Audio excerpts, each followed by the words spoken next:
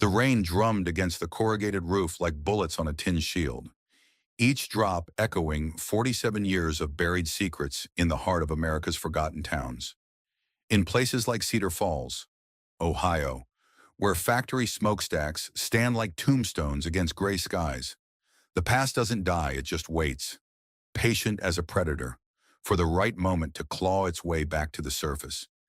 They say blood is thicker than water, but what happens when that blood has been spilled to build empires? When the powerful bury their sins so deep that entire families disappear into carefully crafted lies? When a single broken timing chain becomes the thread that unravels half a century of murder, corruption, and stolen innocence? Some mechanics fix engines, others fix lives. But when a luxury SUV rolls into a small-town garage on a rainy October afternoon, one man is about to discover that the most dangerous repair jobs are the ones that fix what powerful people never wanted found. The truth has a way of surfacing, no matter how deep you bury it, and some family reunions are worth killing for. The October rain drummed steadily against the corrugated roof of Thompson Auto Repair, creating a rhythmic symphony that had become the soundtrack to Bobby Thompson's 55 years of life. Each drop seemed to echo the countless hours he'd spent beneath the hoods of broken-down vehicles, his calloused hands working miracles on engines that others had given up for dead. The smell of motor oil and rust hung heavy in the humid air, mixing with the aroma of fresh coffee from the pot that perpetually brewed in the corner of his cluttered office. Cedar Falls, Ohio, had seen better days. Once a thriving industrial town where factories hummed with the promise of the American dream, it now wore the weathered face of economic decline.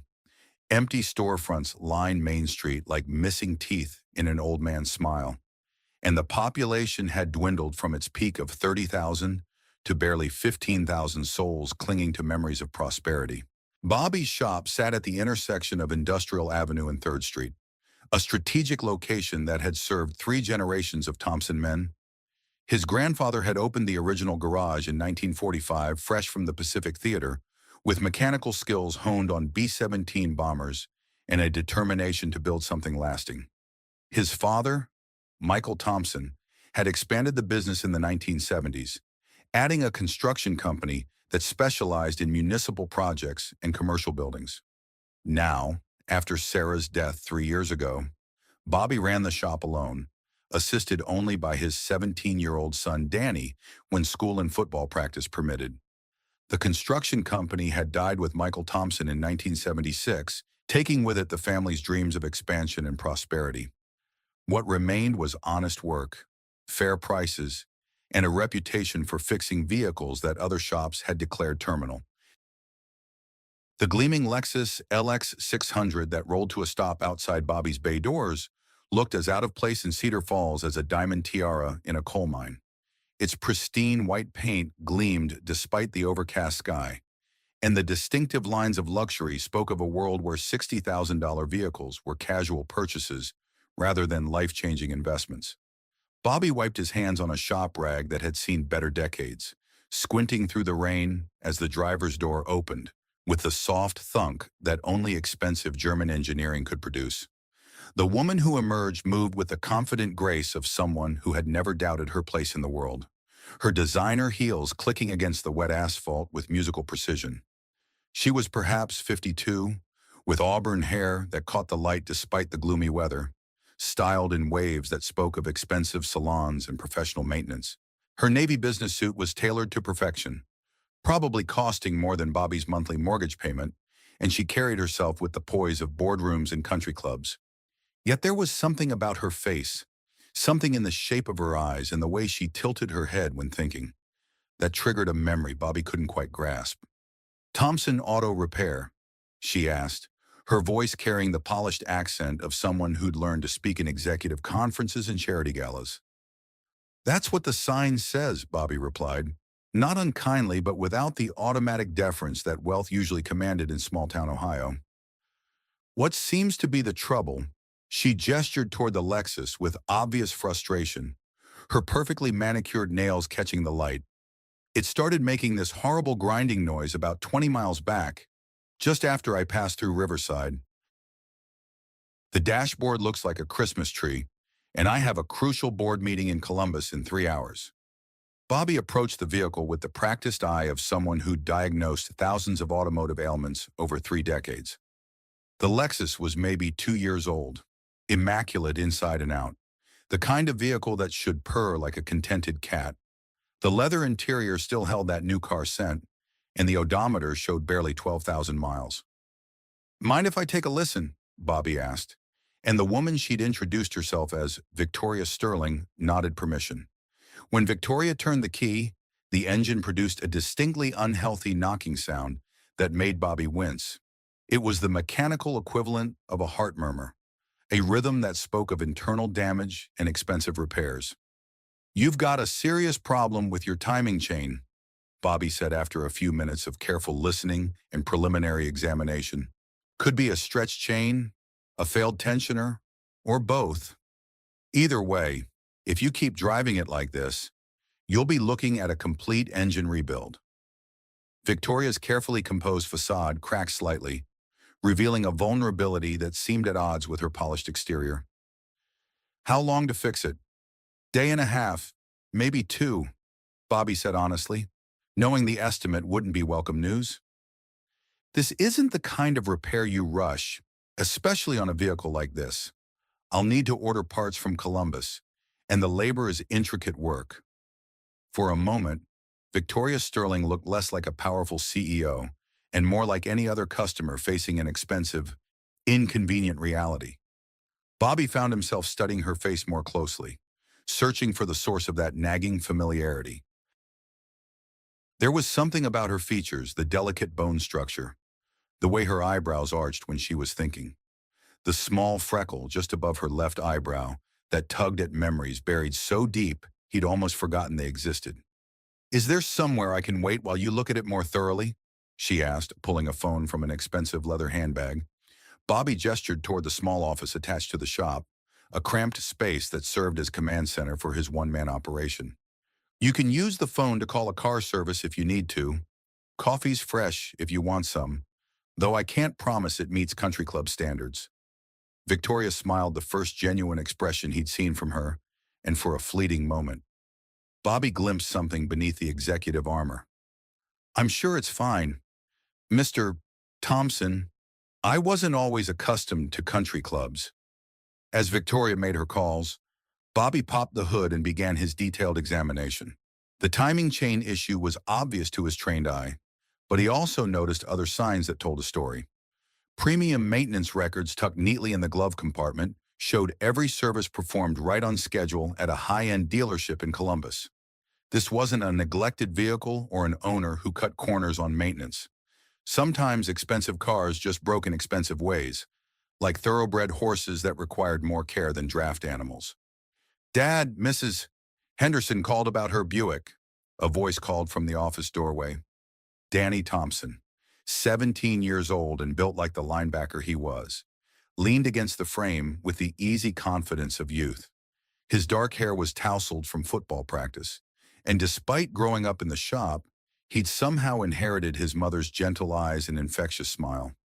The boy had Sarah's heart and Bobby's hands, equally comfortable discussing literature as he was rebuilding transmissions. "Tell her Thursday morning," Bobby replied, sliding out from under the Lexus to grab his diagnostic equipment. "And don't forget you've got that college application essay due tomorrow." Danny grinned, the expression lighting up his face. "Already finished. Why I want to study engineering at Ohio State. Professor Martinez helped me edit it during study hall. You want to read it?" "Later. Right now, help me run diagnostics on this beauty. Might be educational. You don't see many vehicles like this in Cedar Falls." As father and son worked together with the seamless efficiency born of years of partnership, Victoria emerged from the office. She'd removed her jacket, revealing a silk blouse that probably cost more than most of Bobby's customers spent on their entire wardrobes. But she watched their work with obvious interest rather than impatience. "My assistant is arranging a car," she announced. "It should be here in 30 minutes. She paused, observing the easy interaction between Bobby and Danny. "You run this place alone?" "Just me and Danny when he's not at school or practice," Bobby replied, connecting the diagnostic computer to the Lexus's onboard systems.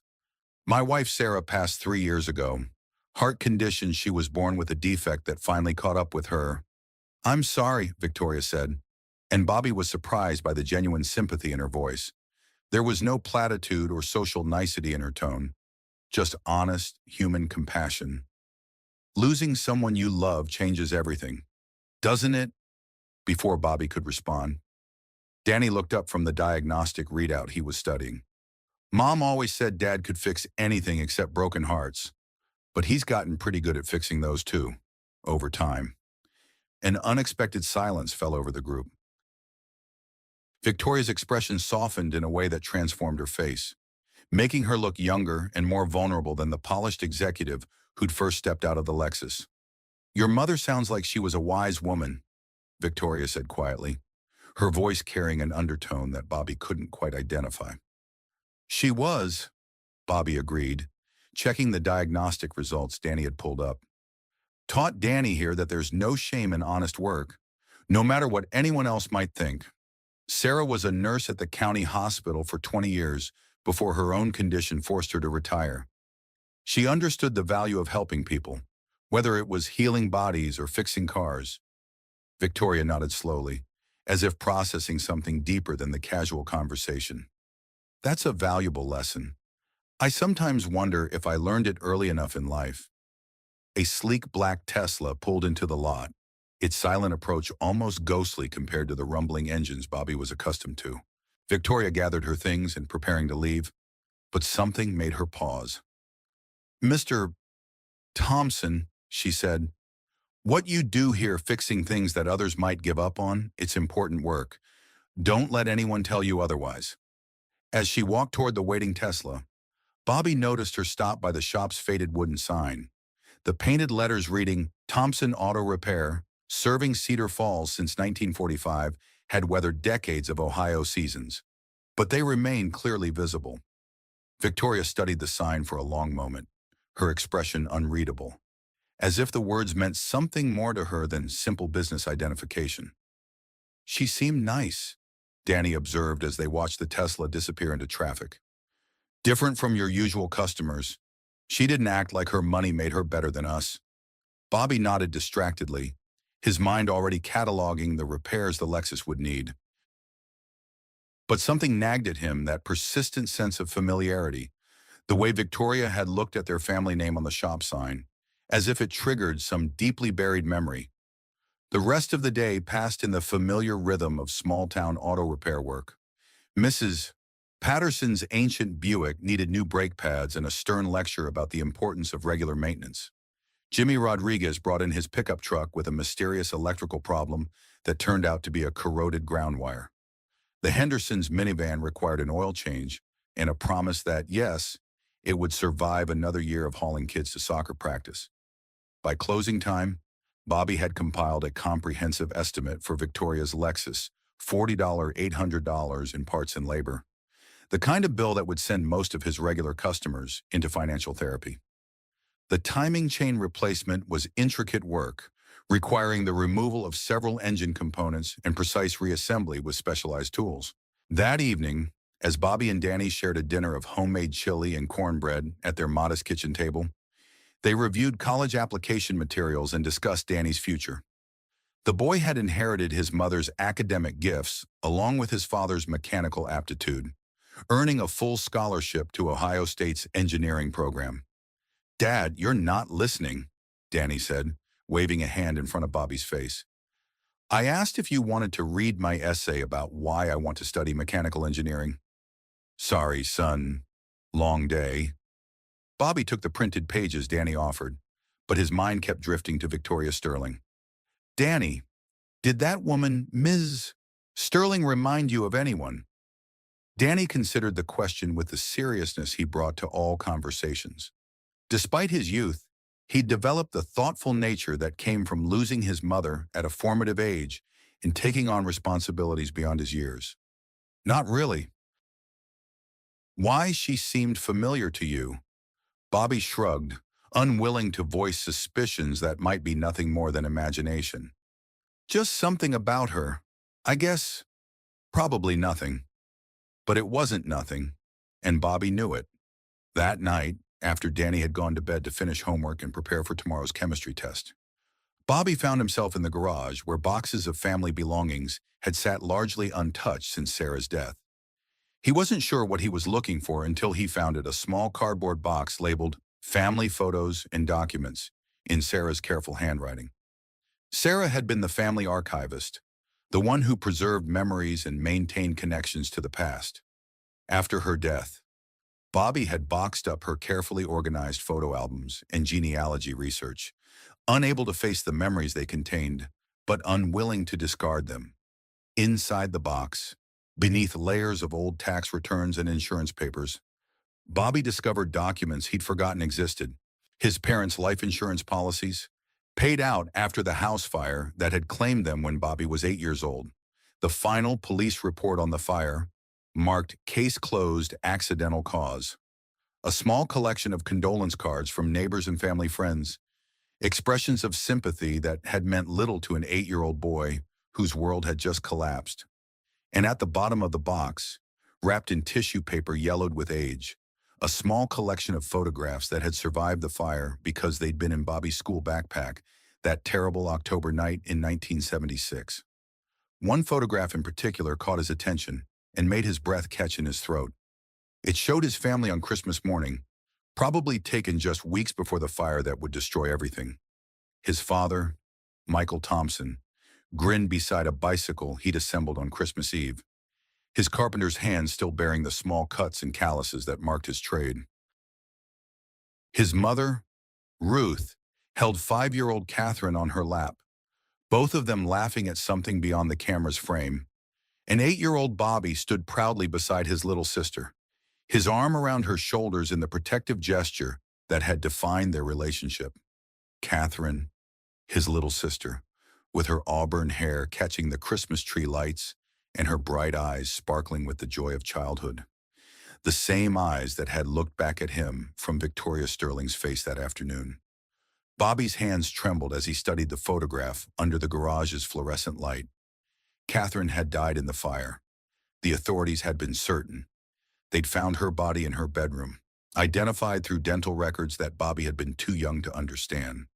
He'd attended her funeral 3 days after his 8th birthday, placing a small bouquet of daisies on a tiny white casket that seemed impossibly small to contain all the love and laughter that had been his sister. But looking at the photograph now, then remembering Victoria Sterling's face, the resemblance was undeniable. The shape of the eyes, the delicate arch of the eyebrows, the way she tilted her head when thinking. Even the small scar on her left wrist that Bobby had noticed when she'd handed him her keys, a scar that perfectly matched one Catherine had gotten falling off her bike just months before the fire. Bobby sat back on his heels, surrounded by the detritus of a life he'd thought he understood, his mind reeling with possibilities that seemed to defy logic. It wasn't possible. Catherine had died 47 years ago. He'd grieved for her with the devastating completeness that only children can experience, had nightmares for years about not being able to save her from the flames that had consumed their family home. The idea that she might somehow be alive, that she might have walked into his shop that very afternoon, driving a luxury SUV and wearing designer clothes, was beyond comprehension. Yet the evidence was there in the photograph, in the memories that were suddenly crystal clear, in the instinctive recognition he'd felt but couldn't place. He needed answers, and he knew exactly where to start looking. The next morning dawned gray and drizzly, with the kind of persistent October rain that seemed to seep into everything: clothing, buildings, souls.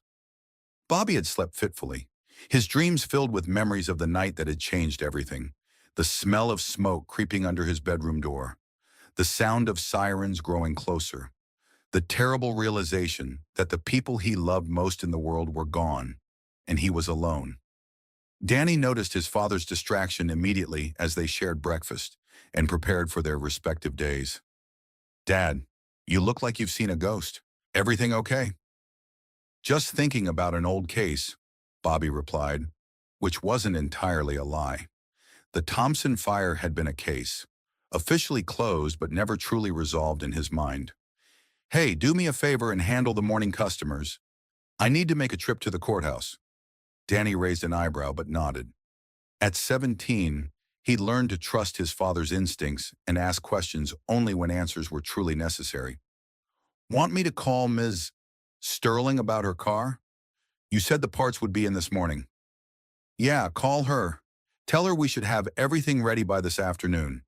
Bobby hesitated and then added, and Danny, be friendly. But if she seems interested in family history or asks personal questions, just stick to talking about the car. Okay, Danny said slowly, clearly puzzled by the unusual instruction. Dad, is there something I should know about Ms. Sterling? Bobby looked at his son so young, so trusting, so blissfully unaware that their simple life was about to be turned upside down. Maybe. I'll know more after I visit the courthouse. The Fairfield County Courthouse was an imposing brick building that had overseen the legal affairs of Cedar Falls for over a century. Its neoclassical facade spoke of permanence and justice, though Bobby had learned over the years that both concepts were more fragile than the architects had intended.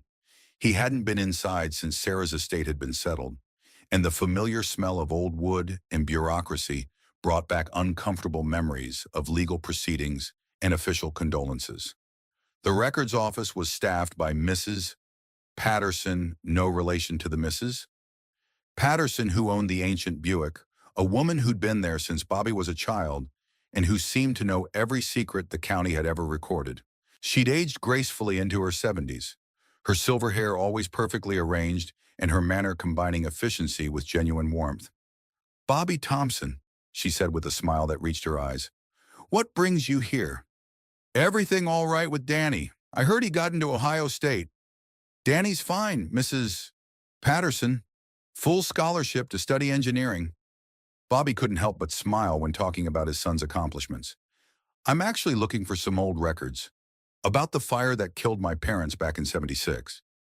Mrs. Patterson's expression grew sympathetic, and she lowered her voice in the respectful way people did when discussing long-ago tragedies. Oh, honey, that was such a terrible thing. What kind of records are you looking for? Is this for some kind of memorial or anniversary piece? The investigation file, property transfer records, anything related to what happened after, Bobby said carefully. And I'd like to see the coroner's report, if possible. Mrs. Patterson's eyebrows rose slightly.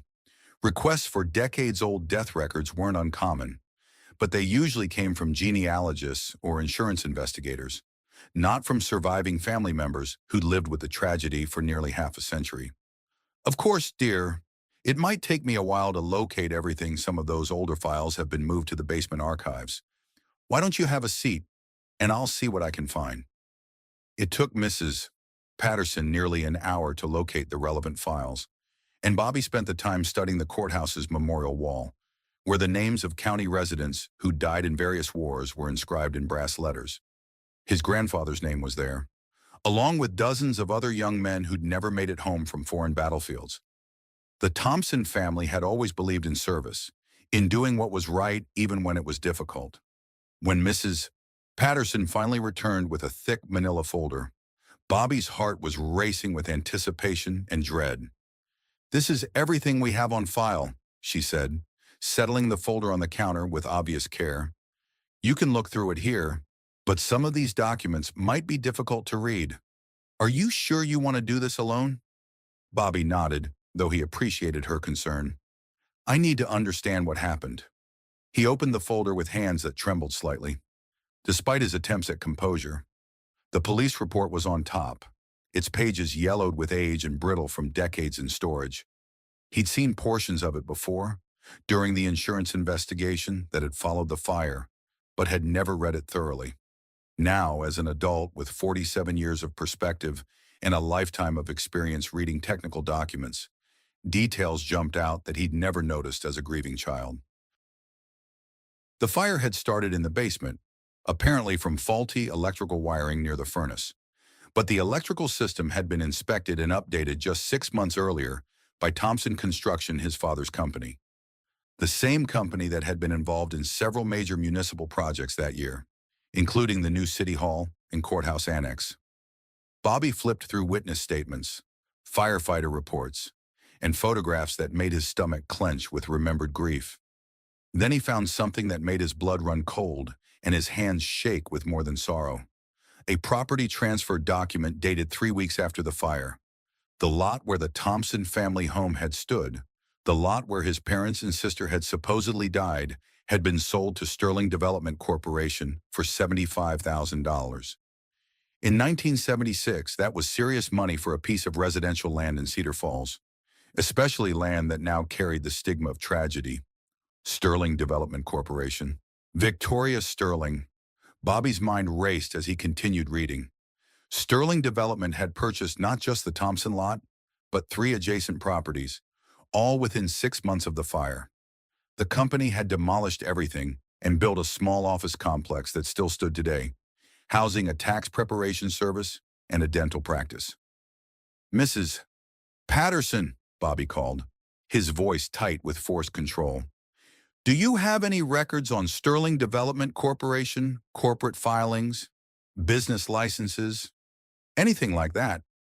She looked up from her computer terminal, clearly concerned by the change in his demeanor. "Let me check our business registry. That might take a few more minutes." While she searched, Bobby continued through the fire investigation file. The coroner's report was clinical in its detail, describing 3 victims found in the burned remains of the Thompson home. Michael Thompson, age 34, found near the basement stairs. Ruth Thompson, age 31, found in the master bedroom. Catherine Thompson, age 5, found in her bedroom. But as Bobby read more carefully, inconsistencies began to emerge. The body identified as Catherine had been so badly burned that identification had been based primarily on location and circumstantial evidence. The dental records match had been probable rather than definitive. And there had been some confusion about the timeline. The fire department's initial sweep had found only 2 bodies, with the third discovered during a more thorough search the following day. Mrs. Patterson returned with another folder. "Here's what we have on Sterling Development. They were pretty active in the late 70s and early 80s. Then the company was dissolved in 1995. Bobby opened the folder with growing dread and found exactly what he'd feared. Sterling Development Corporation had been founded in 1975 by Judge Eleanor Sterling and her son, Marcus Webb Sterling. Eleanor Sterling. Bobby recognized the name immediately. She'd been a county judge for over 20 years before retiring to her estate outside Columbus. A woman known for her charitable work and community leadership. And there, listed as a dependent on Marcus Sterling's 1978 tax return, was Catherine Sterling, adopted daughter, age 7, date of birth, March 15, 1971, the same birthday as Catherine Thompson. The room seemed to spin around Bobby as the implications hit him like a physical blow.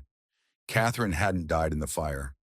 Somehow, she'd been rescued and adopted by the Sterling family, the same family whose development company had purchased the land where his family had supposedly died. But if Catherine had survived, why had the authorities identified a body as hers? And why had the Sterling family never revealed that they'd rescued her from the fire? Bobby's phone rang, startling him out of his thoughts. It was Danny. "Dad, Ms. Sterling called. She wants to pick up her car this afternoon around 3. I told her it would be ready. Also, she asked some weird questions." "What kind of questions?" Bobby asked, his heart racing. "About our family history, how long we've been in Cedar Falls, whether we'd always lived on Maple Street, stuff like that.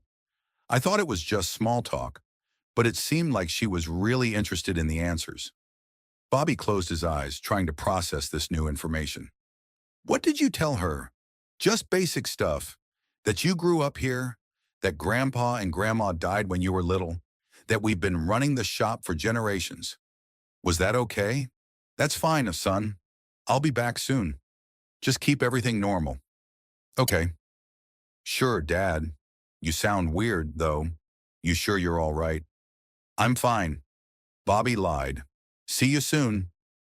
Bobby spent the next 2 hours in the courthouse archives, piecing together a timeline that made his blood run cold with each new discovery. The fire had indeed been ruled accidental, but there were inconsistencies in the investigation that seemed to have been glossed over or ignored entirely. His father's construction company had been working on several major municipal projects in 1976, including the new courthouse annex in City Hall.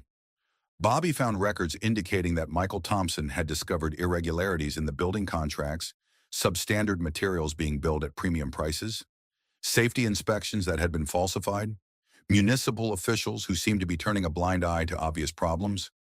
More disturbing still, Michael Thompson had been scheduled to testify before the county commission about these irregularities the Tuesday after he died. His testimony would have exposed a corruption scheme involving millions of dollars in some of Cedar Falls' most prominent citizens. Among the names mentioned in his father's notes were Judge Eleanor Sterling and Marcus Webb Sterling, both of whom served on the Municipal Building Commission that had approved the questionable contracts. Bobby drove back to the shop in a daze, his mind reeling with possibilities that seemed to grow more sinister with each mile. If his suspicions were correct, his family hadn't died in an accidental fire. They'd been murdered to prevent his father from exposing a corruption scandal that would have destroyed careers and sent powerful people to prison. And somehow, his sister Catherine had survived, been rescued or taken by the Sterling family, and raised as their own daughter under a new identity, probably unaware of her true origins and the circumstances that had brought her into their world. The woman who'd walked into his shop yesterday wasn't just a random customer with a broken-down luxury SUV. She was his sister, Catherine Thompson, now Victoria Sterling, the unknowing beneficiary of blood money and the unwitting heir to a legacy built on murder and deception. Bobby pulled into the shop's parking lot just as a familiar black Tesla was arriving. Victoria Sterling stepped out, looking as polished and composed as she had the day before. But now Bobby saw different details, the way she walked with a slight favoring of her left foot, the result of a childhood injury he remembered clearly. The unconscious habit of tucking her hair behind her right ear when thinking, exactly as Catherine had done. The way she held her head when listening carefully, tilted slightly to one side. "Mr. Thompson," she greeted him with a professional smile that didn't quite reach her eyes. "I hope you have good news about my car." "Repairs are done," Bobby said carefully, studying her face for any sign of recognition or awareness. "But before we settle up, I was wondering if I could ask you a few questions." Victoria's smile faltered slightly, and Bobby caught a flash of something in her expression, uncertainty, perhaps, or the beginning of suspicion.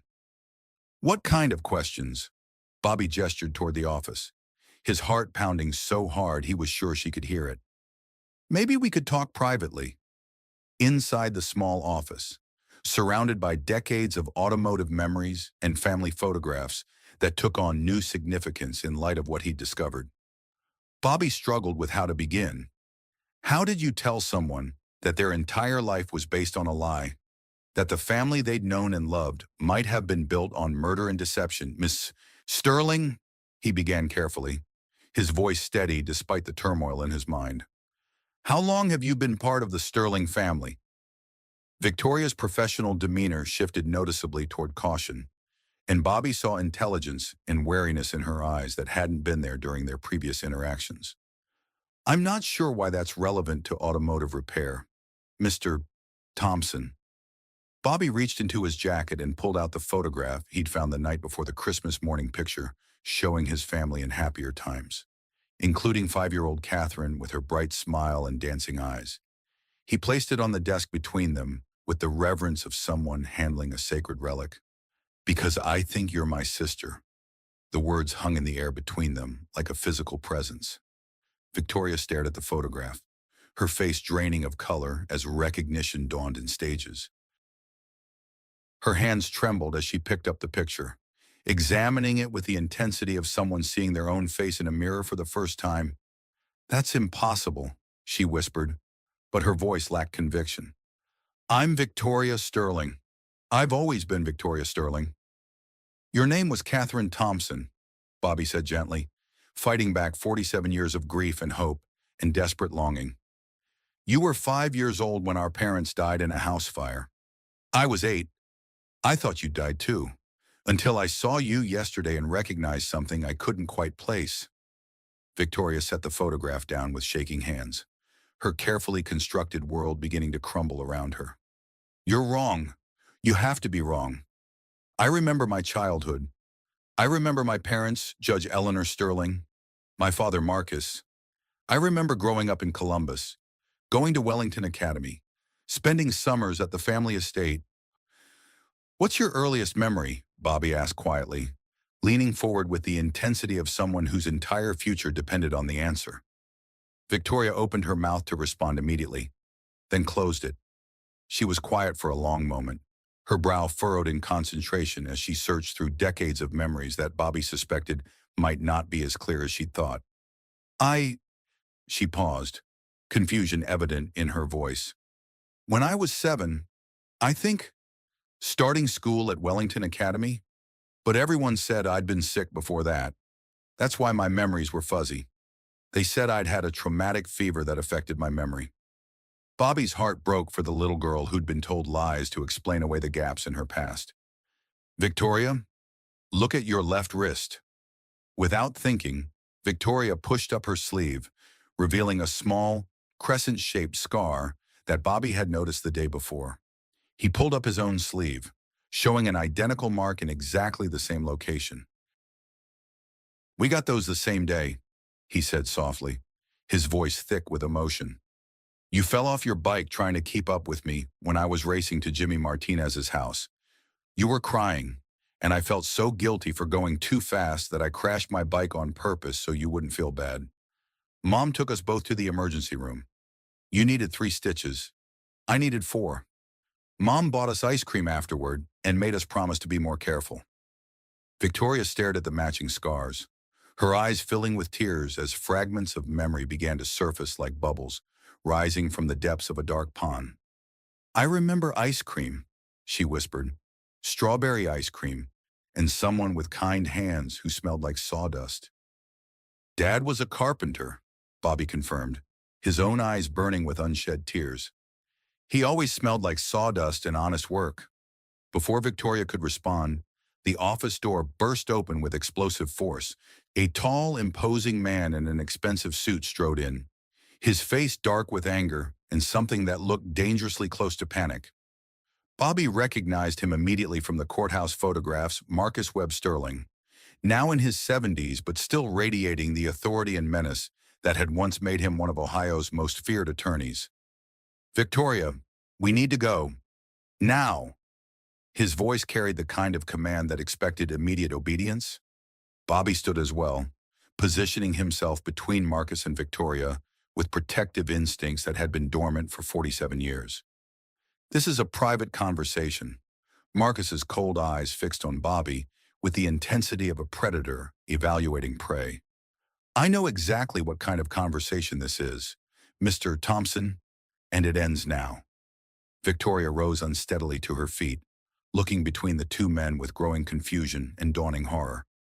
Marcus, this is Mr. Thompson. He's been telling me the most extraordinary story about— I know exactly what he's been telling you.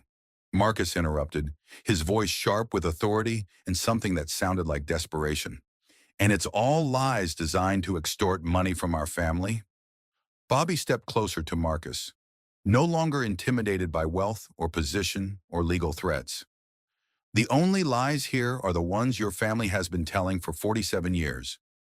Marcus smiled, but there was no warmth in the expression, only the cold calculation of someone who'd spent decades destroying opposition and eliminating threats. Mr. Thompson, you're playing a very dangerous game. Victoria's my adopted sister, raised by my mother after her parents died in a tragic accident. Any resemblance to your deceased family members is purely coincidental. Then explain the scar, Bobby challenged, his voice growing stronger with each word. Explain why Sterling Development bought our family's property 3 weeks after the fire. Explain why my father was scheduled to testify about municipal corruption involving your company the week after he died. Marcus's composure cracked slightly, and Bobby caught a glimpse of the man behind the lawyer's mask, someone capable of violence. someone who'd made difficult choices and lived with the consequences. You don't know what you're talking about. I know that Catherine Thompson didn't die in that fire, Bobby said firmly, his voice carrying across the small office like a declaration of war. I know that somehow your family got her out of there, gave her a new identity, and raised her as Victoria Sterling. What I don't know yet is whether you saved her life or whether you took her after murdering our parents. Victoria gasped, her hand flying to her throat as if the words had struck her physically. Marcus, is he telling the truth? Am I adopted? Is my real name Catherine Thompson? The silence stretched between them, heavy with decades of hidden truth and carefully constructed lies. Finally, Marcus spoke, his voice quieter, but no less menacing. Yes, he said simply. You're adopted, but not in the way he's suggesting. My mother rescued you from that fire. She saved your life when everyone else had given up. And our parents, Bobby pressed, moving closer to his sister with protective instincts that felt as natural as breathing. Did your family save them too? Marcus's expression hardened into something that belonged in a courtroom where verdicts meant the difference between freedom and prison. Your parents died in an accidental fire caused by faulty wiring. The subsequent investigation and property acquisition were handled according to legal procedures. Any suggestion of wrongdoing is slanderous and actionable. Bobby pulled out his phone, displaying a photograph he'd taken at the courthouse. This is a memo from your law firm to Sterling Development, dated 2 days before the fire. It details strategies for acquiring the Thompson property and minimizing complications from scheduled municipal testimony. Marcus's face went pale as he realized that 47 years of careful cover-up were unraveling in front of him. You're recording this conversation illegally. Ohio is a one-party consent state, Bobby replied with the calm of someone who'd done his homework. And you just admitted to advanced knowledge of plans to acquire our property before the fire that supposedly randomly killed my parents. Victoria suddenly stood up, her face a mask of barely controlled emotion and dawning horror. I need air. I need to think. I need to get away from both of you. She pushed past Marcus and headed for the door, but Bobby caught her arm gently. Catherine, please. I know this is overwhelming, but don't call me that, she snapped, jerking away from his touch. I don't know who I am anymore, but I know I can't trust either of you. She fled the office, leaving Bobby and Marcus facing each other like gunfighters in an old Western movie. Marcus stepped closer, lowering his voice to the kind of whisper that carried more threat than shouting. You have no idea what you started, he hissed. My family has protected Victoria for 47 years. We've given her everything: education, opportunities, a life of privilege she never would have had growing up in this place. You want to destroy all that for some misguided sense of justice. Bobby met his gaze without flinching. I want to know why my parents died. I want to know why my sister was stolen from me. And I want to know why your family has been living off blood money for half a century. Marcus pulled out his phone, his fingers moving across the screen with practiced efficiency. You're making a serious mistake. Thompson, there are things about that night you don't understand. Things that could hurt a lot of innocent people if they come to light. Are you threatening me? Bobby asked, his voice deadly quiet. I'm warning you, Marcus replied, his eyes never leaving Bobby's face. Walk away now. Take your son and leave town for a few weeks. Let this blow over. When you come back, you'll find that your shop has received some very generous anonymous donations. Your son's college fund will be fully endowed. Everyone wins. And if I don't walk away, Marcus's smile was as cold as winter in Ohio. Then you might discover that Cedar Falls is a more dangerous place than you realized. Before Bobby could respond, Marcus strode out of the office, leaving Bobby alone with the weight of 47 years of deception and the terrifying realization that his family's murder might be just the beginning of a conspiracy that reached into the highest levels of Ohio's legal and political establishment. Outside, Bobby found Victoria sitting on the hood of her Lexus, staring into the distance with the 1,000-yard stare of someone whose entire reality had just been shattered.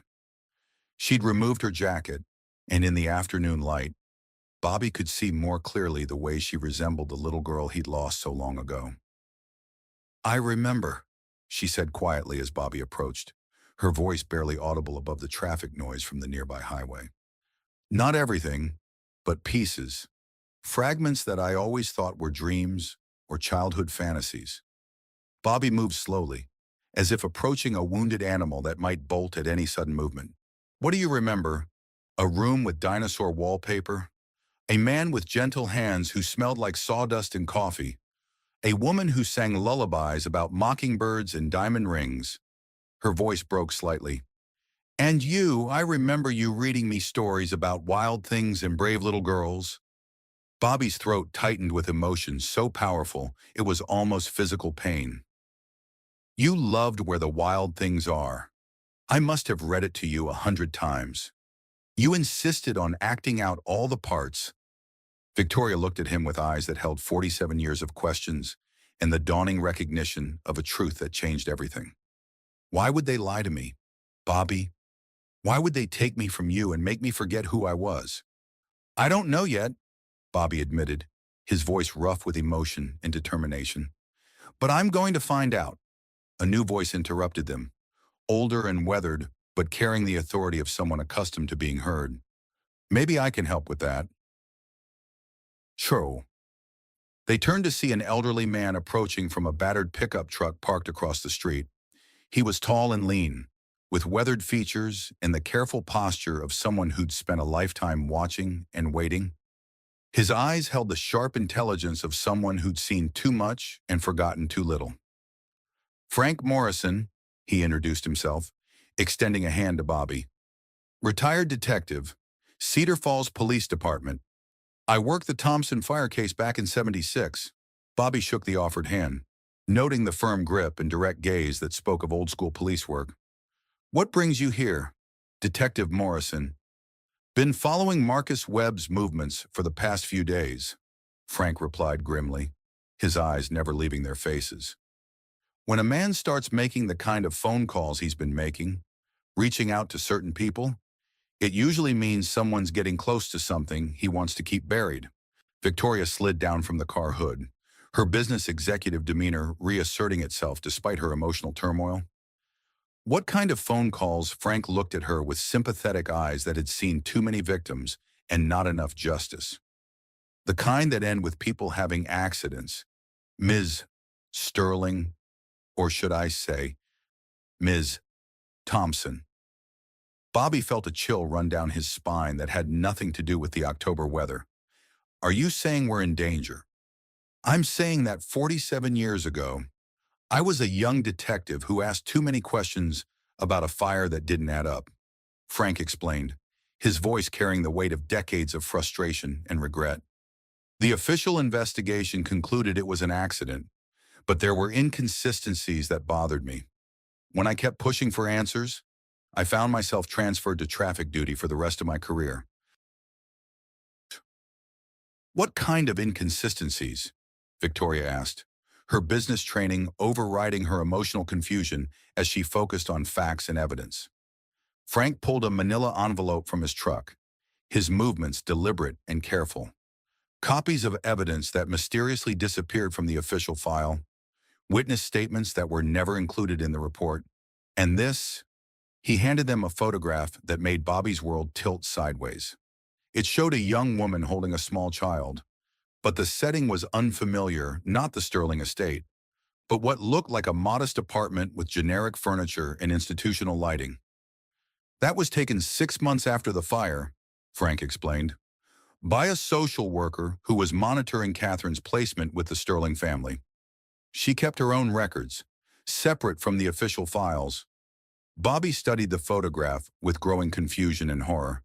Victoria Catherine looked traumatized, clinging to an older woman who definitely wasn't Judge Eleanor Sterling.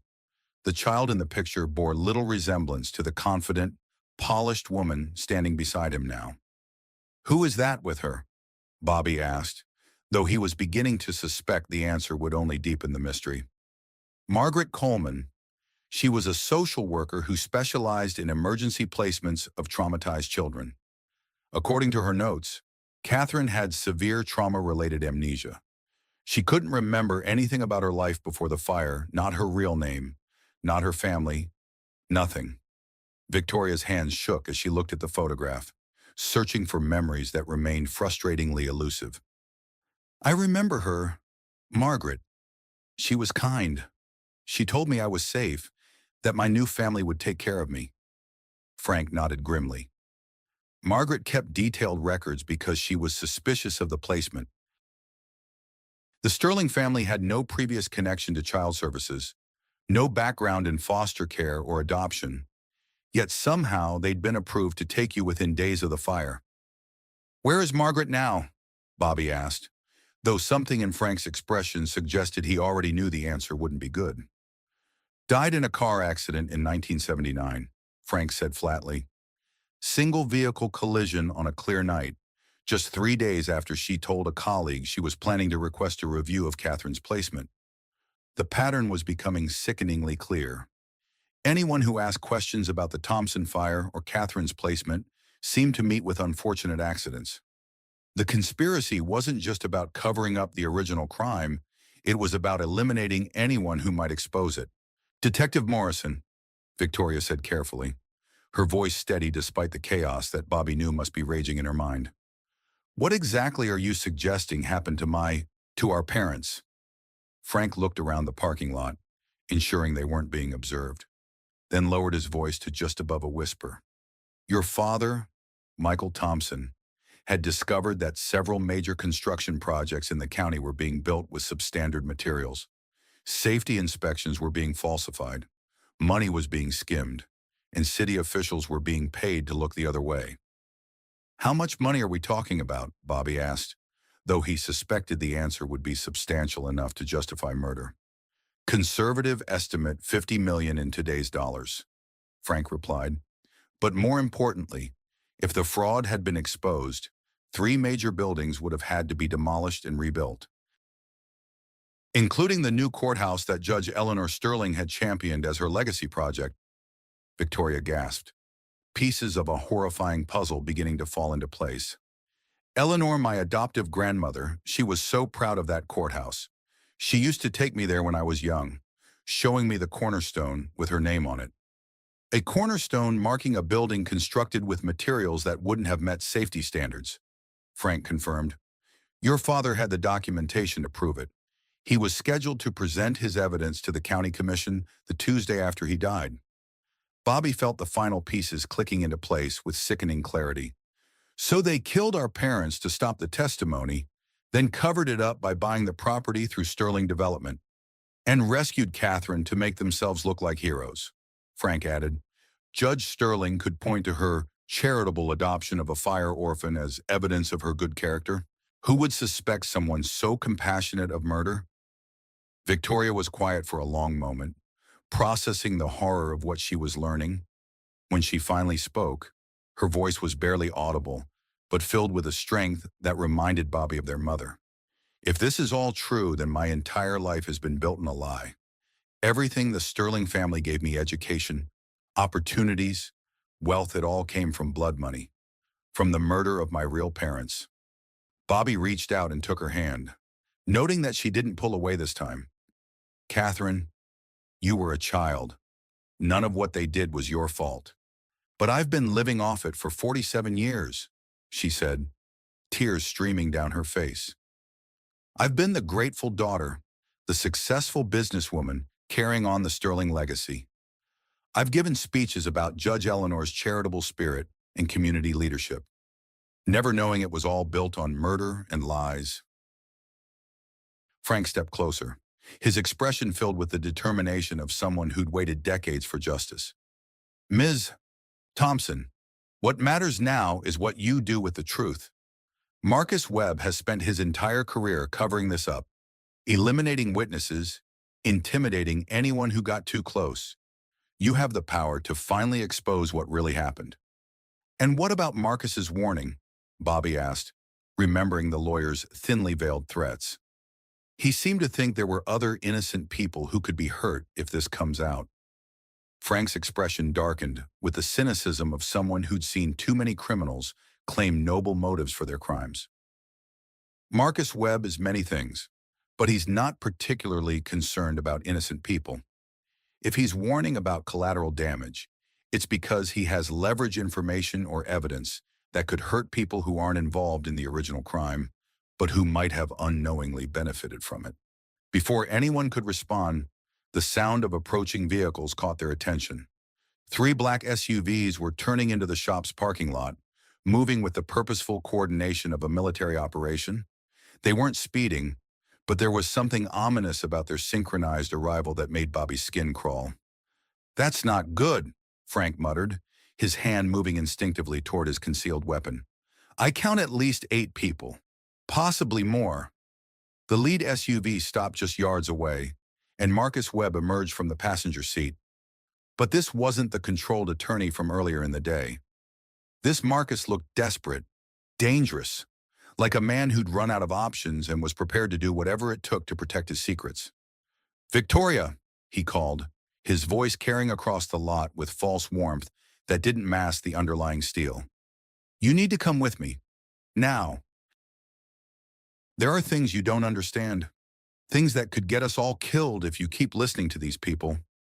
Frank stepped protectively in front of Bobby and Victoria, his weapon now visible but not yet raised. "That's far enough. Webb, this is still a public place, and these folks have every right to know the truth about their family." Marcus laughed, but there was no humor in the sound, only the bitter amusement of someone who'd long ago stopped believing in concepts like justice or truth. "Public Place Detective Morrison, you of all people should know that there are no truly public places when you're dealing with the kind of money and power at stake here." "What are you talking about?" Victoria demanded, stepping around Frank despite Bobby's attempt to hold her back. Her fear was giving way to anger, and Bobby could see their mother's fierce determination beginning to emerge. Marcus's expression softened as he looked at his adopted sister, and for a moment Bobby glimpsed genuine affection beneath the lawyer's calculating exterior. "Victoria, I know you're angry. You have every right to be, but the Thompson fire was just the beginning. Over the past 47 years, the Sterling family has been part of a network that stretches from Columbus to Washington, D.C. Bobby felt his blood run cold. "You're talking about organized crime." "I'm talking about survival," Marcus corrected, his voice taking on the persuasive tone that had made him a formidable courtroom opponent. "Your father's testimony wouldn't have just exposed municipal corruption in Cedar Falls. It would have unraveled relationships and arrangements that have kept Ohio's political and business infrastructure running smoothly for decades." Victoria stared at her adoptive brother with growing horror. "Are you saying our family is part of some kind of conspiracy?" "I'm saying our family has been protected by one," Marcus replied carefully. "And if you expose what happened in 1976, you'll be signing death warrants for dozens of innocent people whose only crime was being born into families that profited from mutually beneficial arrangements." Frank scoffed with the disgust of someone who'd heard every excuse criminals could devise. "That's the oldest con in the book. Webb, you can't expose the truth because it will hurt innocent people. How many witnesses have you silenced with that line over the years?" Marcus's face hardened into the expression Bobby imagined he'd worn in courtrooms when destroying hostile witnesses. "Detective Morrison, your idealism is admirable but dangerously naive. You think this is about justice? This is about a $100 billion economic network that employs thousands of people and funds dozens of legitimate charitable foundations. Would you really burn all that down for the sake of 2 people who died 47 years ago?" "Yes," Bobby said without hesitation, his voice carrying the absolute certainty of someone whose moral compass had never wavered. "Those 2 people were my parents. They were Catherine's parents, and she deserves to know who she really is, regardless of what it cost your network of criminals." Marcus turned to Victoria, his expression pleading in a way that seemed genuinely painful for him. "Catherine Victoria, you have to understand.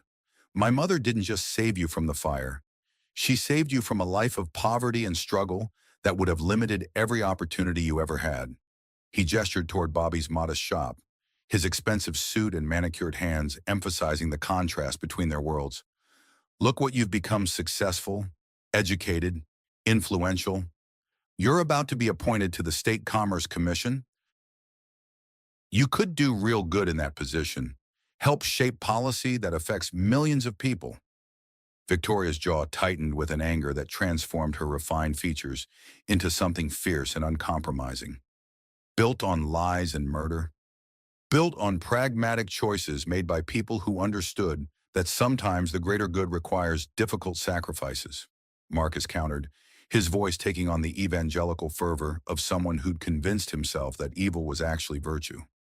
Your parents were going to destroy hundreds of lives and billions of dollars in economic activity out of misguided principle. My mother prevented that destruction. By murdering them, Bobby said flatly, his voice cutting through Marcus's rationalizations like a blade. Marcus was quiet for a moment, as if weighing his options, then nodded slowly with the resignation of someone who'd carried a secret for too long. Yes, by murdering them, the admission hung in the air like a physical presence, transforming everything that had come before it. Victoria staggered backward as if she'd been physically struck, her face draining of color as the full horror of her situation became clear. You just confessed to conspiracy in the murder of my parents, Bobby said, his phone still recording everything. In front of witnesses, Marcus smiled with the cold amusement of someone who'd long ago stopped believing in consequences. That recording will never see the inside of a courtroom. Mr. Thompson, there are too many people with too much to lose. Too many judges, prosecutors, and politicians who owe their careers to the network my family helped build. Frank drew his weapon, the movement smooth and professional despite his age. This conversation is over. Webb, you and your people need to leave, and we're going to call this in to the FBI. Marcus didn't seem particularly concerned by the gun pointed at him, which was somehow more frightening than if he'd reacted with alarm. Detective Morrison, you're a retired small-town cop with a .38 special. I have 3 vehicles full of people who make their living solving problems exactly like this situation. As if on cue, the doors of the other SUVs opened, and several men in dark suits emerged. They moved with the practiced efficiency of professional security personnel, but Bobby noticed that they kept their hands visible and made no overtly threatening gestures. They were professionals, not street thugs, which somehow made them more dangerous. However, Marcus continued, his tone becoming almost conversational, I didn't come here for a confrontation. I came to make an offer that might appeal to your sense of family responsibility.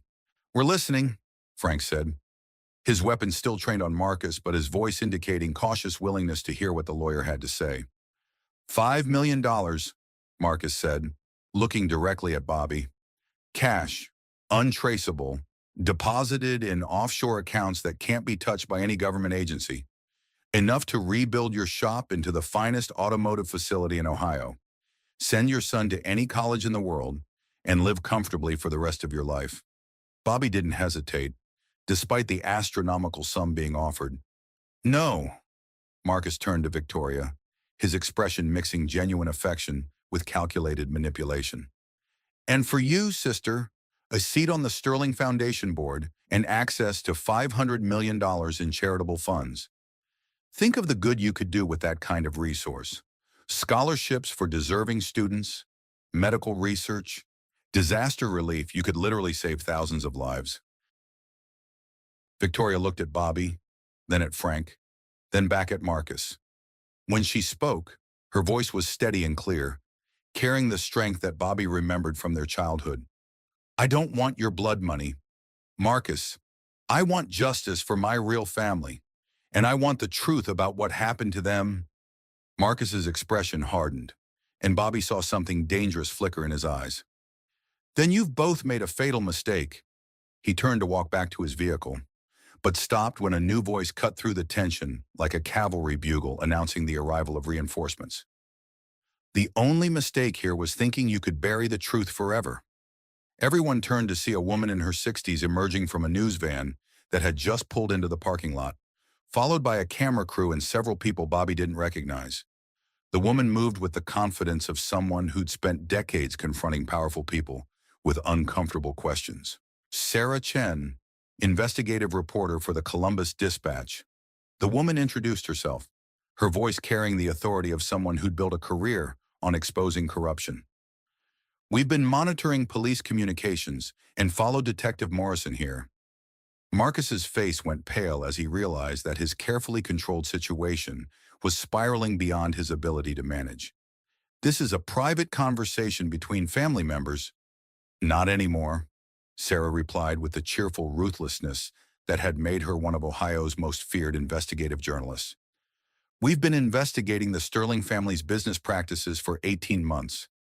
Your confession to the Thompson murders is exactly the piece we needed to connect 47 years of corruption, intimidation, and systematic cover-ups. One of the men who'd emerged from the news van stepped forward, showing a badge that gleamed in the afternoon light. Agent David Park, FBI. Marcus Webb Sterling, you're under arrest for conspiracy, murder, and racketeering. The next few minutes passed in a blur of activity that felt surreal to Bobby, like watching a movie of someone else's life. Marcus and several of his security team were taken into custody without resistance, their professional demeanor remaining intact even as handcuffs were applied.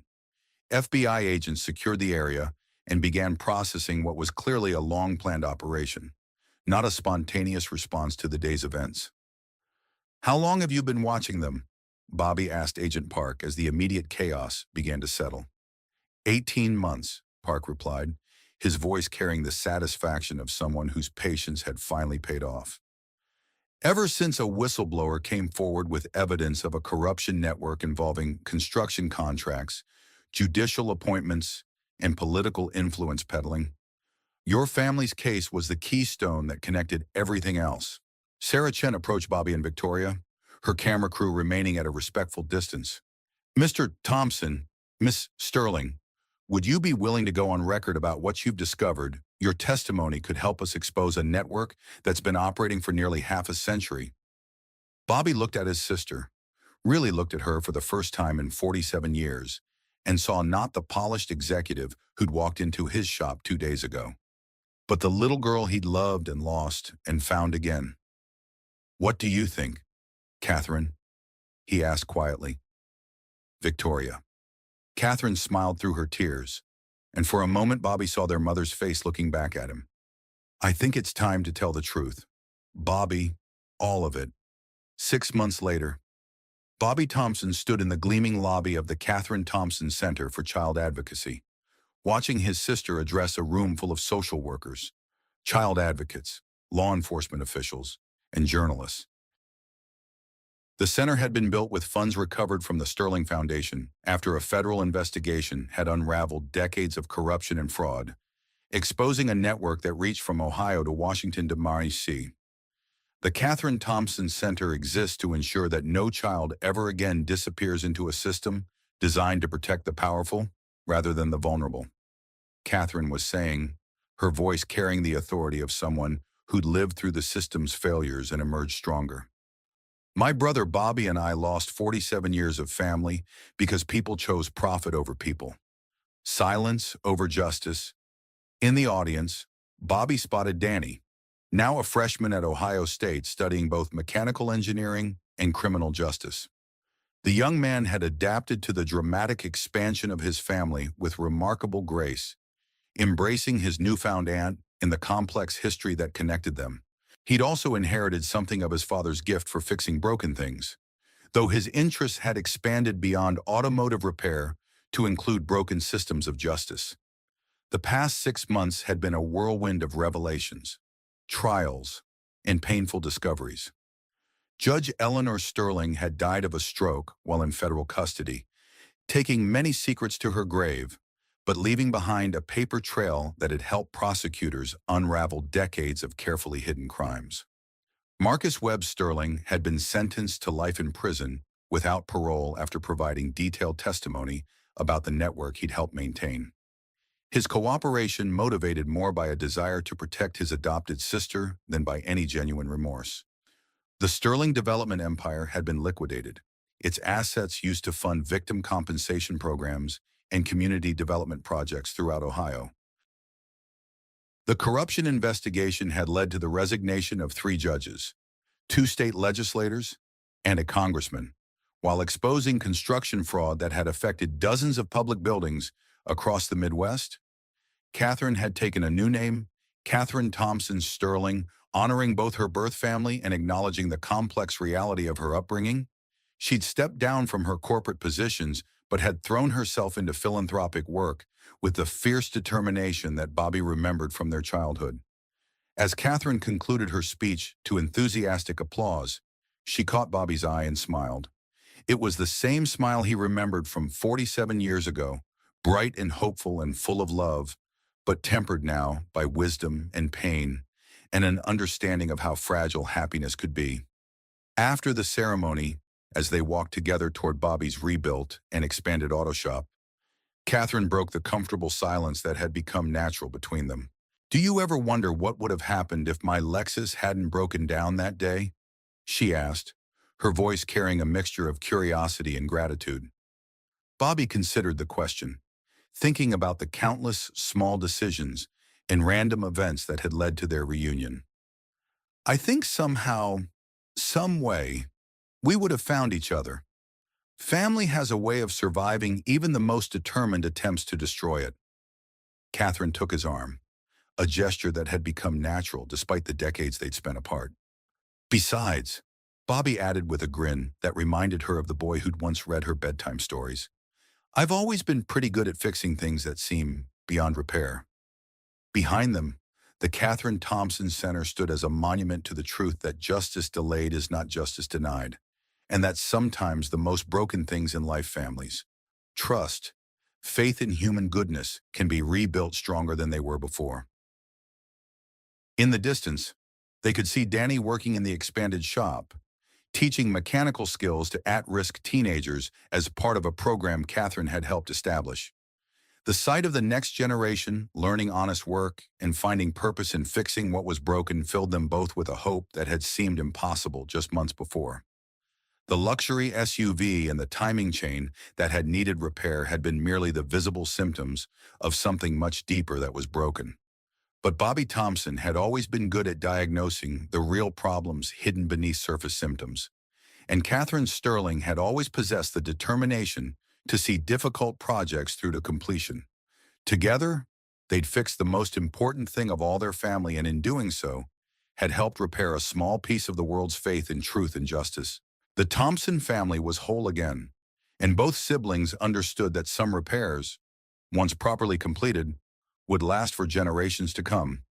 6 months after a broken timing chain changed everything, Bobby Thompson stands in the lobby of a center bearing his sister's name, not the one she was given by those who stole her, but the one she was born with, Catherine Thompson Sterling, a name that honors both the family that loved her and the painful truth of how she survived.